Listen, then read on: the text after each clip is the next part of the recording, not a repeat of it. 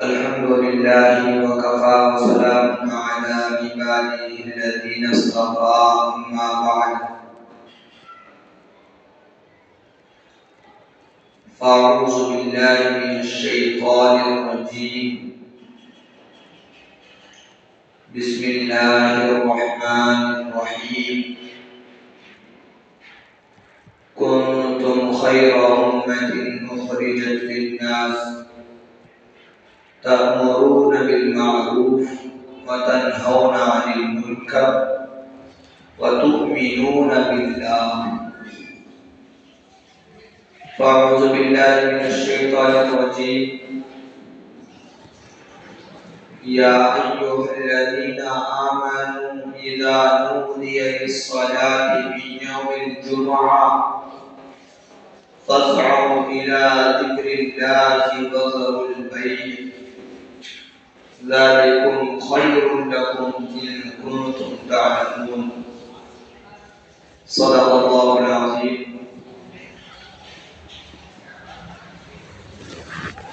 محترم بزرگوں اور عزیز ساتھیوں، اللہ تبارک و تعالی کا بہت بڑا فضل اور کرم ہے کہ اللہ تعالی نے پوری دنیا کے اندر سب سے افضل انسان کو بنایا.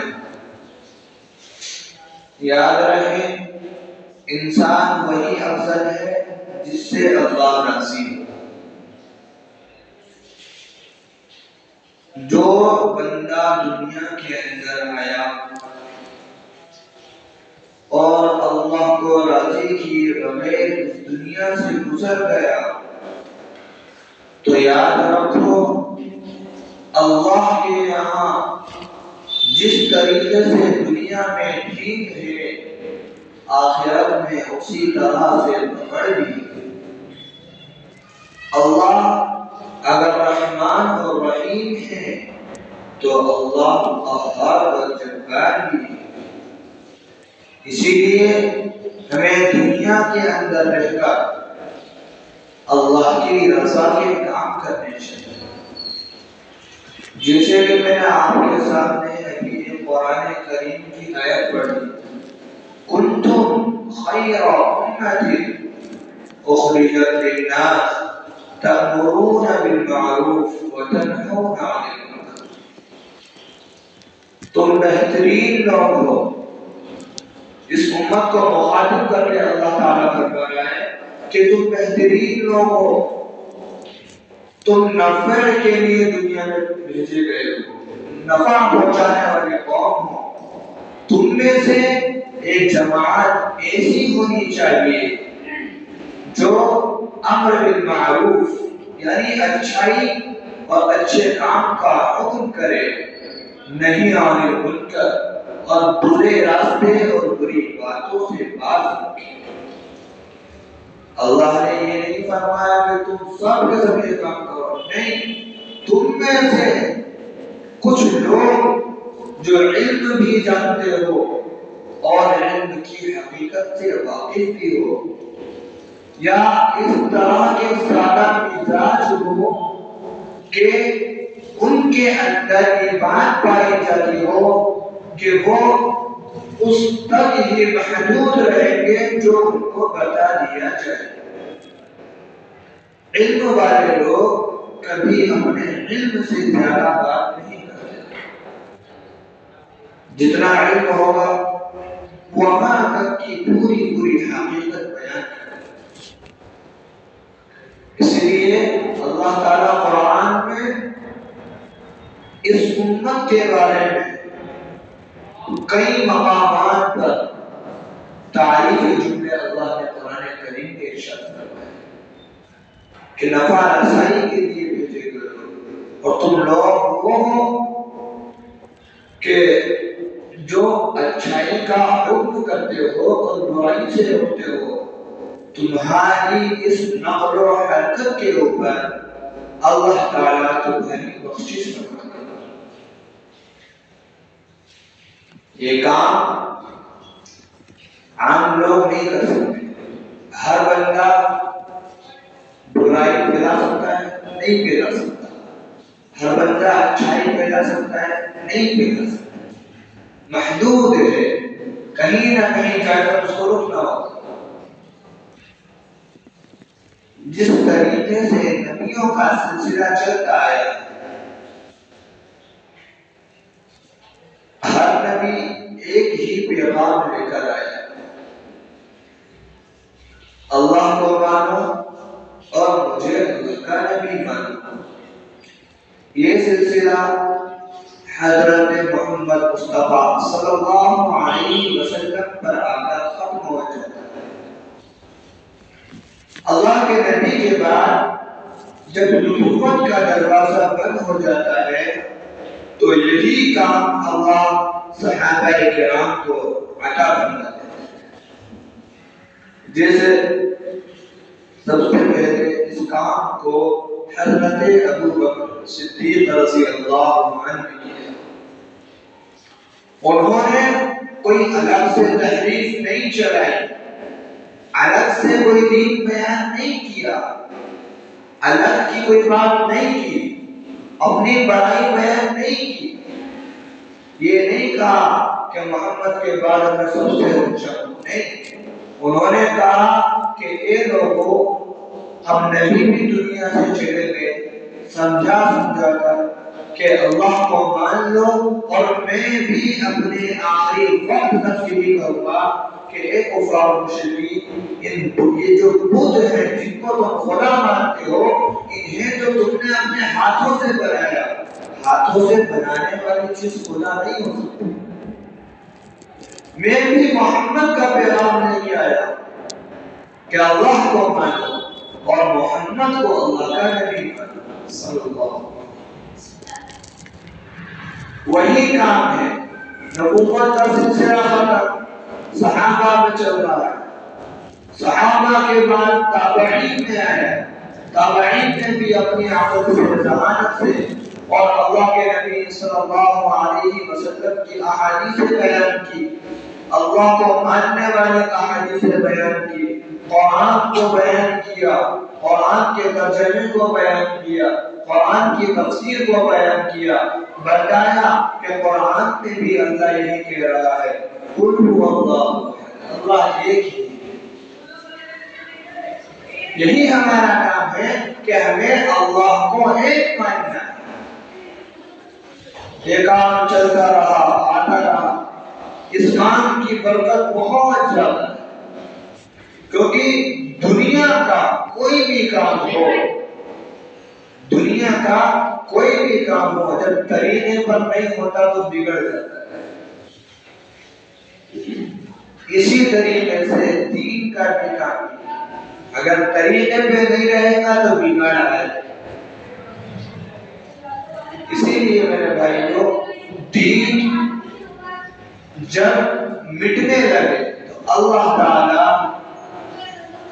کوئی نہ کوئی ایسا ذریعہ دنیا کے اندر قائم فرماتا ہے کہ جس سے دین کے مٹنے کے اثر ختم کر دیتا ہے. یہ اللہ کی بہت بڑی قدرت اور اللہ کی بہت بڑی نعمت ہے. آج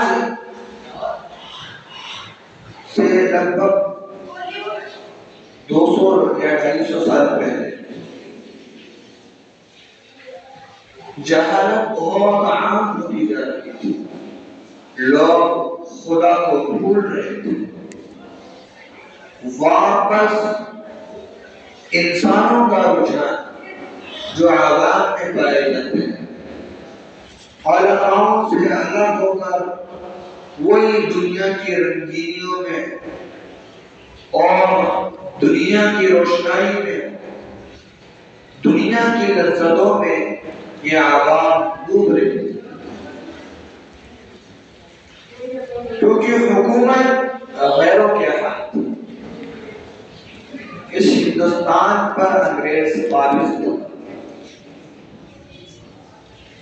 ان کا مشن صرف یہی تھا کہ کسی بھی طریقے سے اس دین کو دنیا سے ختم کیا جائے تو ہم ہمیشہ کے لیے پوری دنیا پر قبضہ کر لیں گے.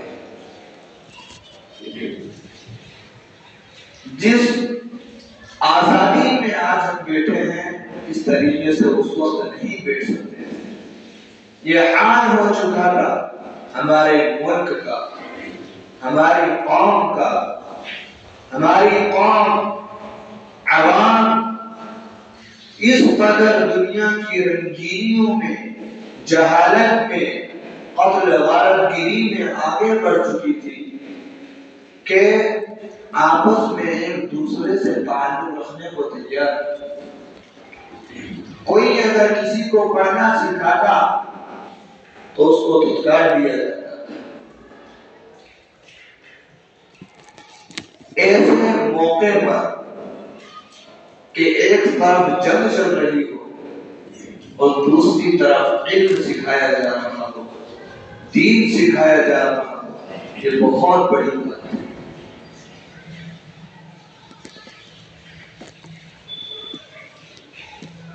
ہندوستان کی آزادی سے پہلے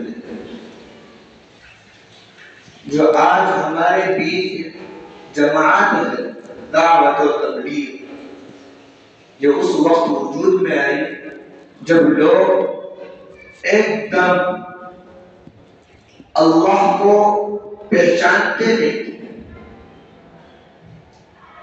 ایک واقعہ کتاب کے اندر لکھا ہے کہ دو تین علماء ایک سفر پر نکلے تھے۔ جب وہ سفر پر نکلے تو اپنے علاقے سے لگ بھگ 120 یا 125 کلومیٹر تک پہنچے تو ایک گاؤں پڑا۔ اس گاؤں میں انہوں نے ایک روز قیام کیا۔ جب رکے تو علماء نماز کا وقت ہوا، وہ وضو بنانے کی جگہ ڈھونڈنے لگے۔ ایک کنواں نظر آیا، کنویں پہ جا کر وضو بنائی تو ایک آدمی بڑے غور سے یہ کیا کر رہے ہیں کہ ہر چیز طریقے سے دھو رہے، پہلے چہرہ دھو رہے، پھر ہاتھ دھو رہے، پھر پیٹ دھو رہے اور سر کے اوپر بھی ہاتھ لگ رہے، کر کیا رہے؟ انہوں نے نماز ادا کی۔ نماز بھی اس نے ادا نہیں کی، دیکھتا رہا کہ کر کیا ہے۔ نماز کے بعد وہ بیٹھ گئے تو اس شخص نے کہا بھائی تم کہاں سے آئے ہو، کس ملک کے لوگ ہو؟ اس شخص نے کہا تم کس ملک کے لوگ ہو؟ انہوں نے کہا بھائی ہم اسی ملک کے ہیں اور ہم وہاں جا رہے ہیں، وہاں سے پھر ہماری واپسی ہے۔ انہوں نے کہا کہ آپ لوگوں کو جو ہم سے سوال کر رہے ہیں، انہوں نے کہا کہ میں مسلمان ہوں۔ جو آدمی یہ ساری چیزیں دیکھ رہا تھا وہ شخص یہ کہتا ہے کہ میں مسلمان ہوں۔ علماء نے کہا کہ تم مسلمان ہو تو پھر تم جانتے نہیں کہ ایمان کیا ہے، تمہیں یہ نہیں پتا نماز کیا ہے؟ بولے نہیں، ہمارے جو دادا کے جو ابا تھے یعنی پردادا لگتے ہیں کہ ان سے ہمارے ابا نے سنا، ان سے انہوں نے سنا، پھر ہم نے سنا، تو ہم تو یہ سن رہے ہیں کہ ہم مسلمان ہیں، ہمیں یہ نہیں پتا کہ مسلمان ہوتا کیا ہے۔ انہوں نے کہا کہ اللہ ایک ہے جس کی ہم بندگی کرتے ہیں، جس نے ہمیں تمہیں پیدا کیا۔ انہوں نے اللہ کی تعریف بیان کرنی شروع کی۔ وہ کئی مرتبہ یہ بات کہتے رہے کہ اللہ ایک ہے۔ تو آخر میں اس نے یہ کہا کہ یہ بتاؤ کہ اللہ ہے کیا؟ یعنی ایسے بھی لوگ تھے مسلمان ہیں لیکن یہ نہیں پتا کہ اللہ کون ہے۔ بڑا اونچا مقام ہے میرے بھائیوں ایمان والوں کا، لیکن مقام تب ہی ہے جب دل کے اندر ایمان ہو۔ جس وقت پر یہ کام شروع کیا گیا، حضرت مولانا الیاس کامل رحمۃ اللہ علیہ نے یہ کام شروع کیا، اس سے پہلے وہ کسی جگہ مدرسہ پڑھاتے تھے، دوسری جگہ پر جس طریقے سے آج کے علماء مدرسہ پڑھاتے ہیں اسی طریقے سے وہ بھی مدرسہ پڑھاتے تھے، لیکن انہیں بے چینی رہتی تھی کہ آج اس عوام کو ہو کیا گیا۔ ٹھیک ہے بچوں تک مدرسوں کے ذریعے تھوڑا بہت دین پہنچ جاتا ہے، کچھ بچے عالم بن جاتے ہیں، علم جاننے والے بن جاتے ہیں، ہمارے جیسے بن جاتے ہیں، لیکن عوام کا جو بہت بڑا طبقہ ہے آج یہ علم سے دور ہے، حرام اور حلال کی اس کو پہچان نہیں ہے، شرم اور حیا کے شرم اور حیا کو یہ جانتا نہیں ہے، اور آج اس ایمان والے عوام نے یہ سمجھ لیا ہے کہ مرنے کے بعد دوبارہ زندہ نہیں ہونا، بس مٹی میں مل جانا ہے۔ جب لوگوں کی یہ سوچ ہوگی تو لوگ عیاشیاں بھی کریں گے، شراب نوشی بھی کریں گے، اور حرام کام بھی کریں گے، حلال اور حرام میں تمیز نہیں کریں گے، تو میرے بھائیوں ان کی تو زندگی خراب ہو جائے گی۔ یہ فکر حضرت مولانا الیاس رحمۃ اللہ علیہ کو ہر وقت رہا کرتی ہے۔ انہی کے گھر کے کچھ لوگوں سے جب بات کی گئی تو وہ یہ بتاتے ہیں کہ حضرت پوری رات صحن میں، گھر کے جو صحن ہوتا ہے اس صحن میں ادھر سے ادھر سے ادھر چکر لگاتے رہتے تھے کہ اس قوم کا کیا ہوگا، جو قوم پوری رات شعر و شاعری اور مزاح اور تفریح میں گزار دیتی ہے اور آذان فجر کی ہوتی تو یہ زیادہ سو جاتے ہیں، کیا ہوگا اس قوم کا جو نماز سے محروم ہے، جو دنیا کی رنگینیوں میں مست ہے، اس قوم کا کیا ہوگا، یہ فکر لگی رہتی تھی۔ اور اس وقت پہ انگریز برطانیہ کے لوگ صبح اٹھتے تھے اور یہ مسلمان سوتے تھے، فجر کی اذان جب ہوتی ہو اور کچھ لوگ سو جاتے ہو اور کچھ لوگ اس وقت اپنے مشن کے لیے تیاری شروع کر دیتے ہو، تو کامیاب کون ہوگا؟ جو صبح اٹھ کر تیاری کر رہا ہے، صبح اٹھ کر ورزش میں لگ جاتے ہیں، ان کا تو یہی کام ہے، ورزش کرنا، دماغ کو فریش کرنا اور اسلام کے خلاف سازشیں رچنا۔ اور یہ مسلم عوام پوری رات باہر بیٹھ کر ایک دوسرے سے شعر و شاعری میں مقابلہ کرتے تھے۔ اب تو دور بدل گیا ہے، اس وقت کا دور شعر و شاعری کا دور بہت زیادہ تھا۔ تو حضرت مولانا الیاس صاحب رحمۃ اللہ علیہ کو ان کی فکر رہتی تھی، اور ادھر وہ انگریز مسلمانوں کے خلاف سازشیں رچتا تھا کہ کس طریقے سے ان کو اب اور زیادہ گڈھے میں گرایا جائے، کیونکہ جو قوم اپنے مشن سے اور اپنے کام سے ہٹ جائے، جو قوم اپنے مذہب سے ہٹ جائے، وہ گڈھے میں تو گری بھی پہلے سے ہی ہو جاتی ہے، کیونکہ اس کو اپنا ہی نہیں پتا کہ اب مجھے کیا کرنا ہے۔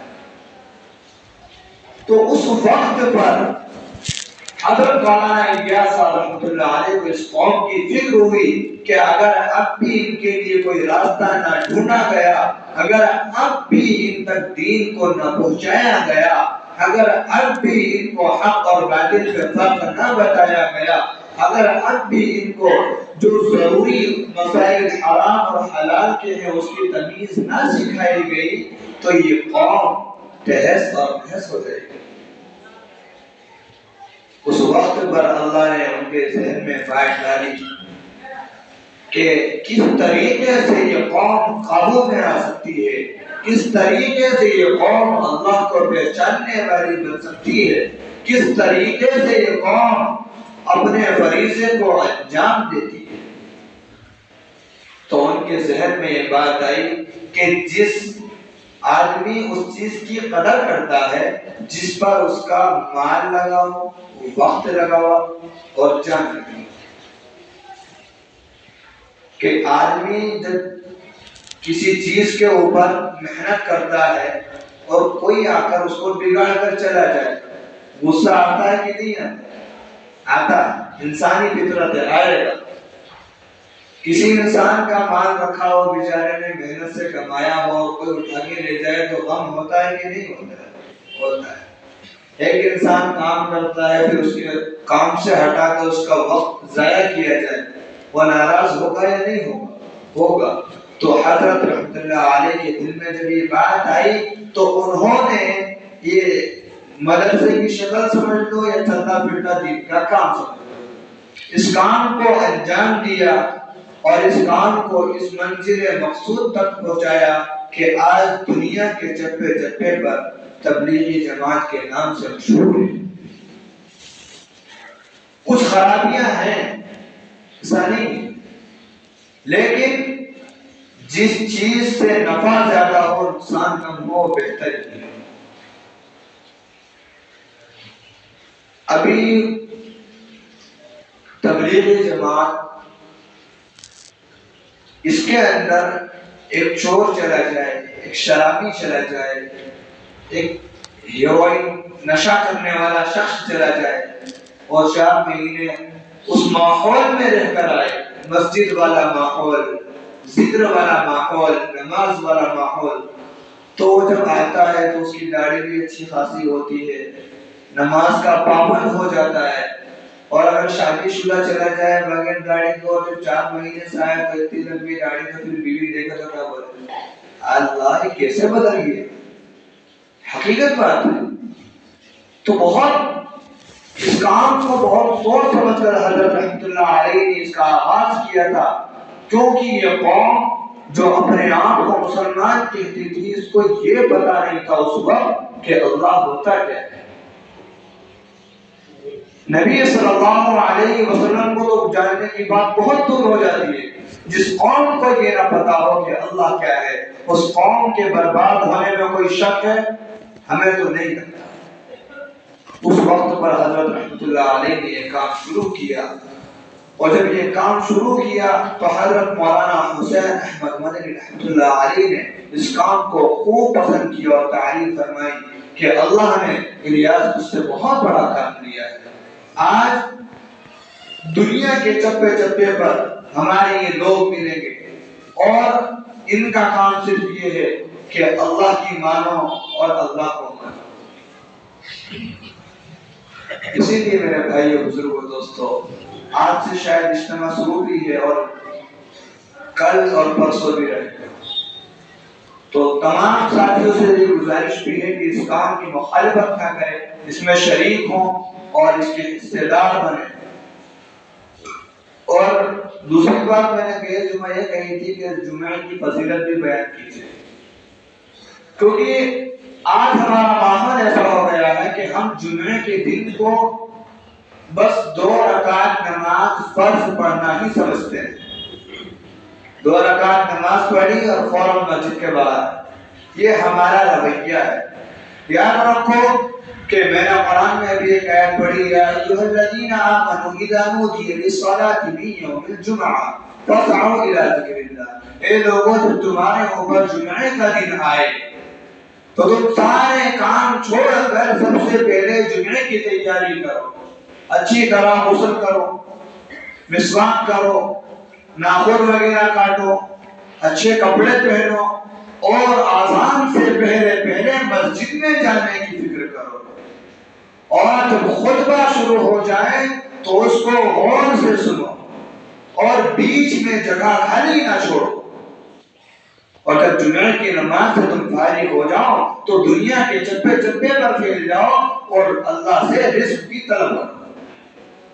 لیکن آج ہم آتے ہیں ایک دم وقت پر کہ اب 2 منٹ بچی ہوگی کہ اب چلو جمعہ کا وقت ہو رہا ہے کہ میری رکعت نہ نکل جائے۔ یہ بہت بڑی خرابی ہے ہمارے اندر، اس کو دور کیا جائے، کیونکہ دور کرنے کوئی اور نہیں آئے گا، آپ ہی لوگ ہو۔ اور یہ بات بھی اچھی طریقے سے یاد رکھو کہ اللہ کے نبی صلی اللہ علیہ وسلم نے ایک مقام پر یہ فرمایا تھا کہ جب یہ لوگ ایمان والے ایمان سے غفلت برتنے لگیں گے، دور ہونے لگیں گے، تو اللہ کے یہاں کوئی کمی نہیں ہے، اللہ ان کی جگہ دوسروں کو کھڑا کر دے گا اور دوسروں کی جگہ انہیں پھینک دے گا۔ اسی لیے میرے بھائیوں، ہم دین کی ہر بات جانیں یہ تو ناممکن ہے، لیکن جو بات جانے اس پر عمل کرے یہ تو ممکن ہے، یہ تو ہم کر سکتے ہیں۔ ہمیں پتہ ہونا چاہیے کہ اللہ تعالیٰ قرآن کے اندر کیا کہہ رہا ہے۔ جمعہ کے دن ہمیں وقت پر آنا چاہیے، جمعہ کی بہت فضیلت ہے۔ جمعہ کے دن کو اللہ کے نبی صلی اللہ علیہ وسلم نے فرمایا کہ یہ نیکی کا دن ہے، یہ عید کا دن ہے، یہ کمائی کا دن ہے، اور ہم اسی دن سے غفلت کرتے ہیں. ہم اسی دن میں بھی جو ہے باقی دنوں میں تو کیا نماز پڑھیں گے، جب اس دن عین وقت پر ہم نماز پڑھیں تو باقی دنوں میں ہماری نماز کیا نماز. اپنے آپ کو ذرا سوچو کہ ہم کام کون سے کر رہے ہیں، ہمارے کام دین سے ہٹ کر کیوں ہو رہے ہیں، اور ہم پھر اتنے معزز دن کو، مخصوص دن کو بھی ہم جو اس طریقے سے گزارے کہ عین وقت پر ہم پہنچے اور سلام پھرنے کے فوراً بعد ہم باہر نکل جائیں. تو سوچو کتنی بڑی ہماری جو ہے قباحت ہے. سوچنے والی بات ہے کہ پورے ہفتے کے اندر اگر آدھا یا پون گھنٹہ جو بات یہاں ہوتی ہے وہ سن لیں تو کوئی دقت تو ہے. اور آج ہمارا جو معاشرہ ہے اس کا فیشن یہ بن چکا ہے کہ چائے گلے پہ بیٹھ کر 1 گھنٹہ برباد کر دے گا، اس کا افسوس نہیں کرے گا. گھومنے پھرنے میں 2-4 گھنٹے برباد کر دے گا، اس کا ذرا بھی افسوس نہیں کرے گا. اور وہاں سے آنے کے بعد اس کے تبصرے کرے گا، اتنا اچھا تھا، وہاں گئے تھے، یہاں گئے تھے. اس کے تبصرے بیان کرنے میں 15 منٹ وہ خراب کر دے گا، تب بھی افسوس نہیں کرے گا. لیکن مسجد میں 7 سے 8 منٹ کیسے ہو گئی اس کا افسوس کرے گا. تو یہ چیزیں بہت خراب چیز ہے. اس کو اپنے ذہنوں سے نکالو تاکہ اللہ تم سے راضی ہو اور تم اللہ سے راضی. اللہ کی رضا میں راضی رہنے والے بنو. جمعہ کی فضیلت بہت ساری ہے بیان کرنے میں، لیکن وقت بہت کم ہے. تو اس چیز کو ذرا غور کرو. جمعہ کے دن وقت سے پہلے آنے کی کوشش کیا کرو. کوشش ہماری یہ ہونی چاہیے کہ اذان سے پہلے ہم مسجد کے اندر حاضر ہو جانا چاہیے. کیونکہ ابھی دین کی باتیں سننے کا ہمارے اندر پہلی بات تو شوق رہا ہے. اس شوق کو پیدا کرو. اپنے مذہب کے بارے میں پڑھو، اسلام کے بارے میں پڑھو. اسلام کے جو بڑے نمائندہ گزرے، نبی اکرم صلی اللہ علیہ وسلم، حضرت آدم علیہ السلام سے لے کر آخر تک کن کن لوگوں کی کیا کیا قربانیاں ہیں کہ جو ہم تک دین پہنچائی، سب کو پڑھو اور ان میں دلچسپی لو. دین کی باتیں سننے میں، سمجھنے میں ان میں دلچسپی لو اور زیادہ سے زیادہ فکر کرو کہ ہم جمعے کے دن وقت سے پہلے آنے کی فکر کریں. وآخر دعوانا الحمدللہ رب العالمین.